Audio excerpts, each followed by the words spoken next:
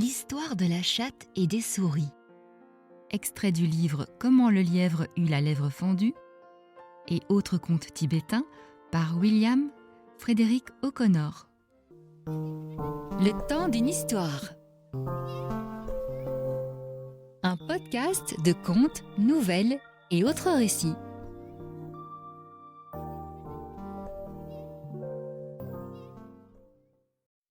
Il était une fois une chatte qui résidait dans une grande ferme où vivaient de nombreuses souris. De longues années durant, la chatte n'eut aucun mal à attraper et dévorer autant de souris qu'elle le désirait, et mena une vie paisible et heureuse. Mais au fil des ans, elle se rendit compte qu'elle avançait en âge et perdait de son agilité et qu'il lui devenait difficile d'attraper autant de souris que par le passé. Un jour, après avoir pesé les différentes possibilités qui s'offraient à elle, elle convoqua toutes les souris en assemblée, promit de ne pas leur faire le moindre mal, puis leur adressa ces mots. « Oh, souris, je vous ai réunis ici afin de vous annoncer une grande nouvelle.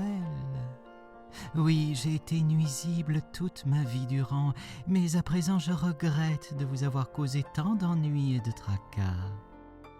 Je souhaite donc tourner la page et entamer un nouveau chapitre pour mes vieux jours. J'ai l'intention de me consacrer désormais à la méditation et je ne vous maltraiterai plus. Dorénavant, vous serez libre d'aller où il vous plaira sans plus me craindre. Je vous demande seulement de passer devant moi en file indienne, telle une procession 2 fois par jour.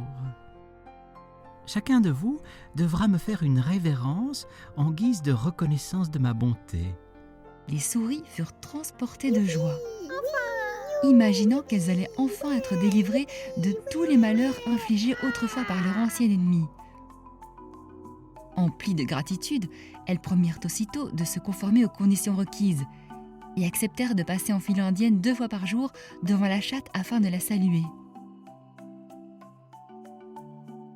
Le soir venu, la chatte prit place sur un coussin dans un coin de la pièce et toutes les souris défilèrent sous ses yeux, chacune se courbant dans une profonde révérence. En réalité, la chatte était fort rusée et avait manigancé avec soin ce petit stratagème dans un but bien précis. Dès que la procession était entièrement passée devant elle, à l'exception d'une petite souris, elle saisissait celle-ci entre ses griffes acérées, sans qu'aucune de ses compagnes ne s'en aperçoive, et la dévorait tranquillement.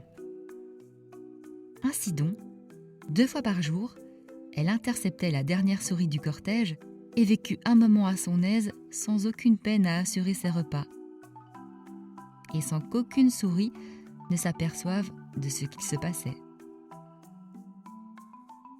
Toutefois, il y avait parmi les souris 2 amis, Rambé et Ambé, qui tenaient énormément l'un à l'autre. Ces 2 souriceaux, bien plus malins et rusés que les autres, se rendirent compte au bout de quelques jours que le nombre de souris de la maison semblait diminuer considérablement, et ce, malgré la promesse de la chatte de ne plus attenter à leur vie. Ils se creusèrent donc la tête afin d'élaborer un plan pour les processions à venir. Ils décidèrent que Rambé marcherait toujours en tête, tandis qu'Ambé se placerait toujours à l'arrière de la file.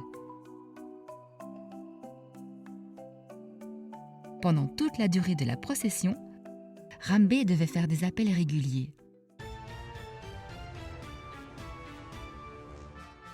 Le soir suivant, la procession se mit en route comme d'habitude. Rambé menait le cortège à l'avant et Ambé le fermait. En passant devant le coussin où siégeait la chatte, Rambé la salua, puis cria d'une voix perçante « Où es-tu, frère Rambé ?»« Je suis là, frère Rambé !» glapit l'autre depuis le bout de la file indienne. Ils continuèrent ainsi à se héler et à se répondre jusqu'à ce que toutes les souris aient défilé. La chatte n'osa pas s'attaquer à Ambé tant que son ami appelait son nom. Elle fut très contrariée de devoir passer la soirée affamée, et cela la mit de fort méchante humeur. Toutefois, elle était persuadée que les deux amis s'étaient retrouvés à l'avant et à l'arrière de la file par hasard et espérait bien compenser son jeûne forcé en attrapant une souris bien grasse à la fin de la procession du lendemain matin. Mais quelles ne furent pas sa surprise et son exaspération lorsqu'elle constata le lendemain que la file était agencée exactement de la même façon que la veille, et que Rambé appelait Ambé et qu'Ambé répondait à Rambé jusqu'à ce que toutes les souris soient passées devant elle. Ainsi, pour la deuxième fois, elle fut privée de repas. Masquant sa colère, elle décida de tenter à nouveau sa chance plus tard.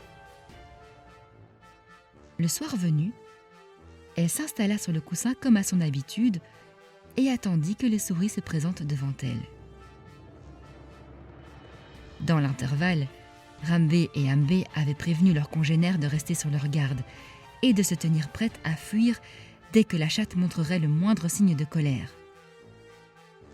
La procession se mit en route à l'heure habituelle, et dès que Rambé passa devant la chatte, il glapit « Où es-tu, frère Rambé ?»« Je suis là, frère Rambé !»